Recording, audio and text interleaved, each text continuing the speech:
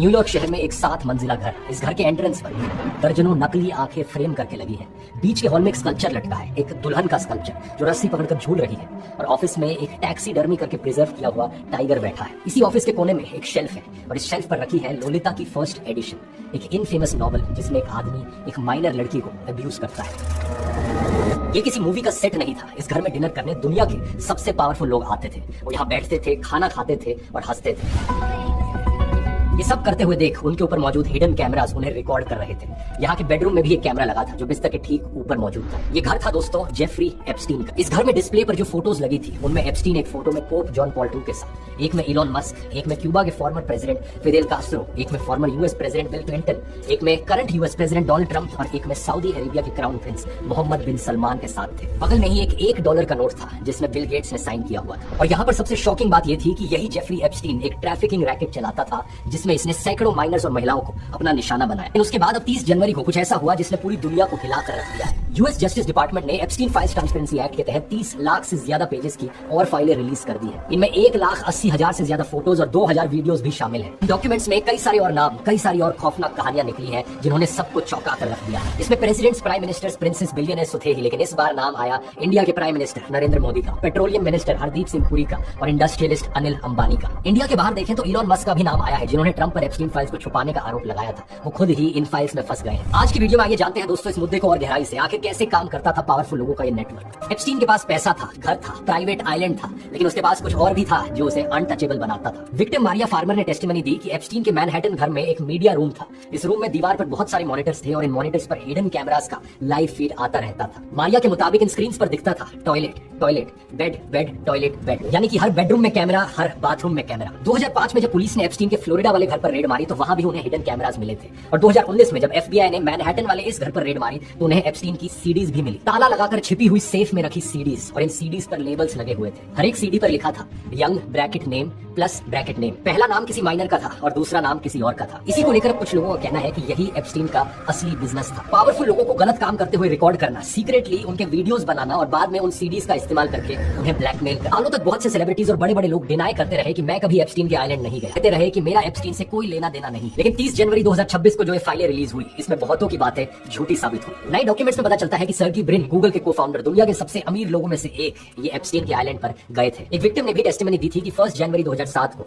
उसने आइलैंड पर ब्रिन और उनकी फियांसे को देखा था। एप्स्टीन के फॉर्मर बोट कैप्टन ने भी कंफर्म किया कि उसने ब्रिन को आइलैंड पर 1 से ज्यादा बार देखा था। जब जून 2025 में इलॉन मस्क और डोनाल्ड ट्रंप के बीच पब्लिक फाइट चल रही थी तब मस्क ने ट्वीट करके कहा था time to drop the really big bomb. Trump का नाम एप्स्टीन फाइल्स में है इसलिए वो फाइल्स रिलीज नहीं हो रही है। लेकिन जनवरी 2026 में जब नई फाइलें रिलीज हुई तो आयरनी देखी, इलॉन मस्क का नाम खुद इन एप्स्टीन फाइल्स में था। 2012 से लेकर 2013 के बीच में कम से कम 16 ईमेल्स एक्सचेंज हुई इलॉन और एप्स्टीन के बीच में। नवंबर 2012 इलॉन एप्स्टीन से पूछते हैं कि क्या वो एप्स्टीन के आइलैंड पर आ सकते हैं।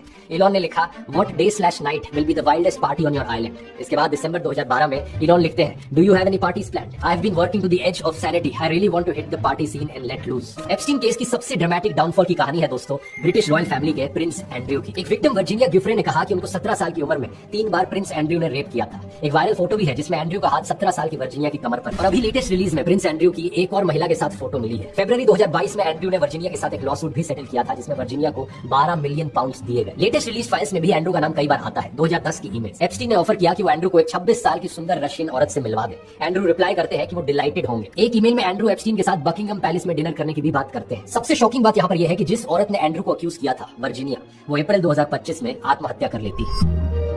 अक्टूबर 2025 में इसकी वजह से यूके के किंग चार्ल्स अपने भाई एंड्रयू को प्रिंस के टाइटल से हटा देते हैं। इसके बाद उनसे ड्यूक ऑफ यॉर्क और बाकी सारे ऑनर्स भी छीन लिए जाते हैं। अब लीगली वो सिर्फ एंड्रयू माउंटबैटन विंडसर है। इसके अलावा उनको उनके रेजिडेंस रॉयल लॉज छोड़ने को भी कह दिया गया था और अभी जनवरी की लेटेस्ट रिलीज के बाद उन्होंने ये घर छोड़ दी। सितंबर 2019 में जब वॉल स्ट्रीट जर्नल ने बिल गेट्स से पूछा था कि क्या उनका जेफरी एप्स्टीन से कोई संबंध है तो उन्होंने कहा था कि वो एप्स्टीन से मिले थे लेकिन कोई बिजनेस रिलेशनशिप या फ्रेंडशिप नहीं थी। लेकिन न्यूयॉर्क टाइम्स की रिपोर्ट देखिए, 2011 के बाद बिल गेट्स ने एप्स्टीन के साथ कई बार मुलाकात की थी, कम से कम 3 बार उनके मैनहट्टन के घर पर। मार्च 2013 में गेट्स ने एप्स्टीन के प्राइवेट प्लेन में भी ट्रैवल किया था, लेकिन 2011 में एप्स्टीन ऑलरेडी एक पब्लिकली नोन कन्विक्टेड ऑफेंडर थे। जब 2021 में जाकर बिल गेट्स का डिवोर्स होता है अपनी पत्नी मेलिंडा गेट्स के साथ तो उसमें बिल गेट्स का एप्स्टीन कनेक्शन एक मेजर रीजन बताया जाता है। जनवरी 2026 की रिलीज में और भी डिस्टर्बिंग चीजें मिली है। एप्स्टीन ने खुद को जुलाई 2013 में ड्राफ्ट ईमेल्स लिखे थे जिनमें गेट्स के बारे में एक्स्ट्रा मैरिटल अफेयर की अनवेरिफाइड एलिगेशंस थी। हालांकि बिल गेट्स के एक रिप्रेजेंटेटिव ने इन एलिगेशंस को एब्सोल्युटली अब्सर्ड और कंप्लीटली फॉल्स बताया। लेकिन एप्स्टीन का नेटवर्क सिर्फ अमेरिका और यूरोप तक लिमिटेड नहीं था। इन लेटेस्ट फाइलों में इंडिया के कई पावरफुल पावरफुल लोगों के नाम सामने आए हैं और सबसे डिटेल्ड कनेक्शन यहाँ पर दिखा है अनिल अंबानी के साथ।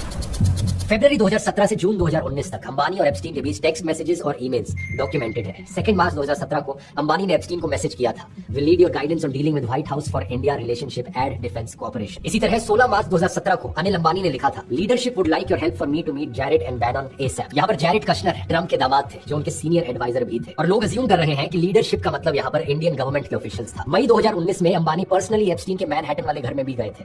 14 मई और 20 मई के बीच इन्होंने 23 मई के लिए एक मीटिंग भी कोऑर्डिनेट की थी जिस दिन लोकसभा चुनावों का रिजल्ट आना था। 20 मई को एप्स्टीन ने ट्रम्प के former chief strategist Steve Bannon को एक मैसेज भी भेजा था कि मोदी किसी को उनसे 23 को मिलने भेज रहे हैं। इन फाइल्स के हिसाब से 23 मई को शाम के 8:21 पर अनिल अंबानी एप्स्टीन के मैनहट्टन वाले घर पहुंचे थे और इसके 2 ईमेल्स एप्स्टीन फाइल्स में मौजूद है, एक अनिल अंबानी के सेक्रेटरिएट से और दूसरा एप्स्टीन के असिस्टेंट से। इसी दिन रात को 12:21 पर एप्स्टीन ने बैनन को एक मैसेज भेजा था। इसमें लिखा था, रियली इंटरेस्टिंग मोदी मीटिंग। और इसी मैसेज में एप्स्टीन बैनन को कहता है कि इस आदमी ने कहा कि no one in Wash speaks to him and however his main enemy is China and their proxy in the region Pakistan totally bias into your vision. 2 चीजों पर ध्यान दो आप इस मैसेज में। पहला है G20 की बात करी गई है कि इंडिया 2022 में G20 होस्ट करेगा और दूसरा पहले 2 शब्द देखो क्या लिखे हैं, हिज गाय, यानी कि अनिल अंबानी को नरेंद्र मोदी का आदमी बताया गया है। इसी दिन रात को 1:05 पर एप्स्टीन ने अंबानी को एक मैसेज भेजा, today was a treat, nice seeing you. और सुबह के 4 से 4:30 बजे के बीच एप्स्टीन ने बैनन को लिखा, his focus wants to be stopping China, I can set you should meet with Modi. अगले दिन सुबह 10:23 पर एप्स्टीन ने अंबानी को मैसेज भेजा, I think mister Modi might enjoy meeting Steve Bannon, you all share the China problem. और शाम को 4:14 पर सबसे शॉकिंग चीज, एप्स्टीन वापस बैनन को मैसेज करता है, मोदी ऑन बोर्ड। ध्यान से इस कॉन्वर्सेशन को पढ़कर देखिए दोस्तों, इसके क्या मायने हैं। एक इंडियन बिजनेसमैन ट्रम्प एडमिनिस्ट्रेशन तक पहुंचने के लिए एक कॉन्विक्टेड रेपिस्ट को इस्तेमाल कर रहा था और वो ये क्लेम कर रहा था कि ये इंडियन लीडरशिप की तरफ से। अनिल अंबानी तो फिर भी एक प्राइवेट बिजनेसमैन है, लेकिन एप्स्टीन फाइल्स में एक और इंडियन नाम सामने आया है जो आज मोदी सरकार में मिनिस्टर है, हरदीप सिंह पुरी। इन फाइल्स में पुरी और एप्स्टीन के बीच मल्टीपल ईमेल एक्सचेंजेस मिले हैं और 3 कंफर्म्ड मीटिंग्स के भी सबूत हैं। 4 फरवरी 2015, 6 जनवरी 2016 और 19 मई 2017 एप्स्टीन के मैनहट्टन वाले घर पर ये मीटिंग्स हुई थी। लेकिन हरदीप सिंह पुरी का कहना है कि ये सारी मीटिंग्स उस दौरान हुई थी जब वो न्यूयॉर्क में इंटरनेशनल पीस इंस्टीट्यूट में काम कर रहे थे और मोदी सरकार में मिनिस्टर बनने से पहले की बात है। एक्चुअली में सितंबर 2017 में मिनिस्टर बने थे और सितंबर 2014 में एक ईमेल है, एप्स्टीन पुरी को लिंक्डइन फाउंडर राइड हॉफमैन से इंट्रोड्यूस कराते हैं। ईमेल में लिखा जाता है, ride Hardeep ride Hardeep is your man in India. 13 November 2014 Puri Epstein को एक डिटेल्ड ईमेल भेजते हैं जिसमें इंडिया के डिजिटल इंडिया प्रोग्राम और इन्वेस्टमेंट अपॉर्चुनिटीज के बारे में बताया गया था। पुरी का कहना है कि वो इंडिया के बिजनेस इंटरेस्ट को प्रमोट कर रहे थे। ये बात हो सकती है सही, लेकिन सवाल यहाँ पर ये उठता है कि एक सीनियर इंडियन डिप्लोमेट जो बाद में जाकर गवर्नमेंट में मिनिस्टर बनते हैं, वो एक कॉन्विक्टेड ऑफेंडर से रेगुलर कांटेक्ट क्यों कर रहे थे? क्योंकि बात असल में ये है दोस्तों कि साल 2008 से ही एप्स्टीन एक कॉन्विक्टेड ऑफेंडर था, एक कॉन्विक्टेड रेपिस्ट, और ये बात पब्लिकली सबको पता थी। अब बात आती है सबसे बड़े नाम पर, देश के प्रधानमंत्री। एक्चुअली में दोस्तों नरेंद्र मोदी का नाम एप्स्टीन फाइल्स में डायरेक्टली नहीं है, मतलब मोदी और एप्स्टीन के बीच में कोई डायरेक्ट कम्युनिकेशन नहीं देखने को मिला है, लेकिन दूसरे लोगों से बात करते वक्त दूसरी कॉन्वर्सेशंस में मोदी का नाम बार बार आया है। 6 जुलाई 2017 एप्स्टीन एक ईमेल भेजता है जैबर वाई नाम के इंसान को। रीजन मैगजीन के हिसाब से ये जैबर वाई कतर का कोई इन्फ्लुएंशियल आदमी है। इसमें लिखा था, the Indian prime minister Modi took advice and danced and sang in Israel for the benefit of the US president. They had met a few weeks ago. ...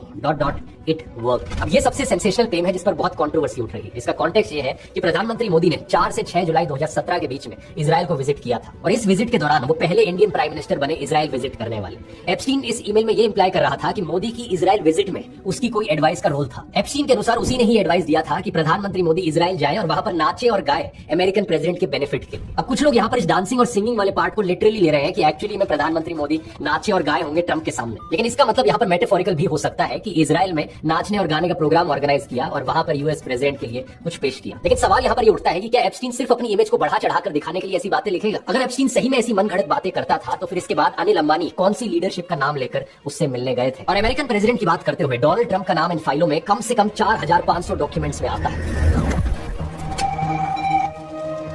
Trump और Epstein की दोस्ती के बारे में मैंने ऑलरेडी पिछले वीडियो में बहुत बात करी थी और अभी जो नई फाइलें रिलीज हुई हैं इनमें एक ऐसा डॉक्यूमेंट है जिसमें एफबीआई ने पिछले साल ट्रम्प और एप्स्टीन के बारे में पब्लिक से आई दर्जनों टिप्स की समरी बनाई है। इनमें ट्रम्प के खिलाफ सेक्सुअल अब्यूज के कई सारे बहुत खौफनाक आरोप लगे हैं, जैसे कि 6 अगस्त 2025 की ये वाली ईमेल देखिए। इसमें एक आरोप लगा है कि एक दोस्त को 35 साल पहले न्यू जर्सी में ट्रम्प ने रेप किया जब वो सिर्फ 13 या 14 साल की थी। एक और औरत ने एफबीआई को 13 जनवरी 2021 को कॉन्टैक्ट किया और कहा कि वो ट्रम्प के बारे में जो इन्फॉर्मेशन दे रही है उस पर कोई एक्शन क्यों नहीं लिया जा रहा और ट्रम्प एक्टिवली लड़कियां रिक्रूट कर रहा था, लेकिन उसे नहीं पता था कि वो ऐसा खुद के लिए कर रहा था या एप्स्टीन के लिए। इस पर व्हाइट हाउस ने कहा है कि कुछ डॉक्यूमेंट्स में प्रेसिडेंट ट्रंप के खिलाफ झूठे और सेंसेशनलिस्ट आरोप हैं जो 2020 चुनाव से ठीक पहले लगाए गए थे। अब ट्रंप के अलावा इजराइल के former prime minister Ehud Barak 2013 से 2017 के बीच एप्स्टीन से कम 30 बार मिले थे। पिछले साल तक CIA डायरेक्टर रहे विलियम बर्न्स ने 2014 में एप्स्टीन से 3 बार मीटिंग की थी। हार्वर्ड लटनिक जो अब ट्रंप एडमिनिस्ट्रेशन में कॉमर्स सेक्रेटरी हैं, वो दिसंबर 2012 में एप्स्टीन के आइलैंड पर गए थे। लिस्ट बहुत लंबी है ट्रंप सरकार के अंदर जो लोग एप्स्टीन से मिले थे।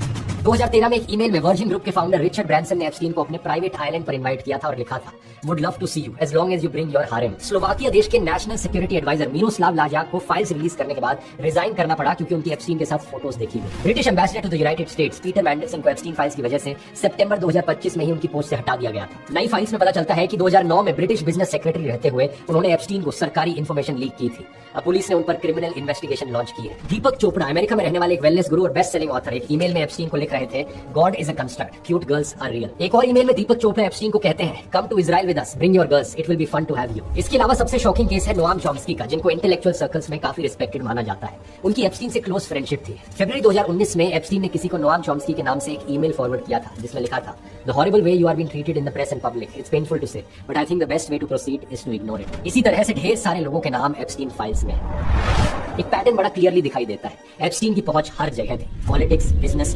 एंटरटेनमेंट, रॉयल्टी, हर सर्कल में पूरी दुनिया के ग्लोबल एलीट तक एप्स्टीन की पहुंच थी। लेकिन एक सवाल अभी भी क्लियर नहीं है, आखिर एप्स्टीन को इतना इन्फ्लुएंस मिला कैसे, इतनी पहुंच मिली कैसे? क्या वो सही में अपने मैनहट्टन वाले घर में इन एलीट लोगों को ब्लैकमेल किया करते थे? अभी तक दोस्तों एप्स्टीन फाइल्स के लगभग 35 लाख पेजेस रिलीज हुए हैं। डिपार्टमेंट ऑफ जस्टिस ने ओरिजिनली 60 लाख डॉक्यूमेंट्स आइडेंटिफाई किए थे, तो 40% डॉक्यूमेंट्स तो अभी भी ऐसे हैं जो अभी तक रिलीज नहीं किए गए हैं। सोचकर देखो डॉक्यूमेंट्स में क्या क्या और जानने को मिलेगा। और ये भी ध्यान रखो कि डिपार्टमेंट ऑफ जस्टिस ट्रंप सरकार के कंट्रोल में है। जाहिर सी बात है कि सवाल उठेंगे कि क्या डोनाल्ड ट्रंप यहाँ पर खुद को बचाने के लिए कुछ सेलेक्टेड फाइलें लोगों से छुपा रहे हैं। हैरानी की बात यह है दोस्तों कि इतने बड़े ग्लोबल स्कैंडल में अभी तक सिर्फ एक इंसान जेल गया है, और वो है एप्स्टीन की राइट हैंड घिस्लेन मैक्सवेल। इसे एक औरत के अलावा किसी पर कोई और चार्ज नहीं लगाया गया है और ना ही कोई सजा सुनाई गई है। जबकि सच बात तो यह है कि बहुत से लोग इस ट्रैफिकिंग में शामिल थे। कई सारी मिस्टीरियस डेथ्स भी हैं इस केस में, जिसमें सबसे बड़ी एप्स्टीन की खुद की डेथ है। असल में जेफरी एप्स्टीन की कहानी एक इंसान से कहीं ज्यादा और बड़ी है। ये कहानी उस सिस्टम की है जो पावरफुल लोगों को प्रोटेक्ट करता है। ऑफिशियली हमें बताया गया है कि एप्स्टीन ने खुद जेल में आत्महत्या कर ली थी, लेकिन सवाल यहाँ पर यह है कि क्या सही में ऐसा हुआ था या फिर एप्स्टीन को मारा गया था ताकि उस नेटवर्क के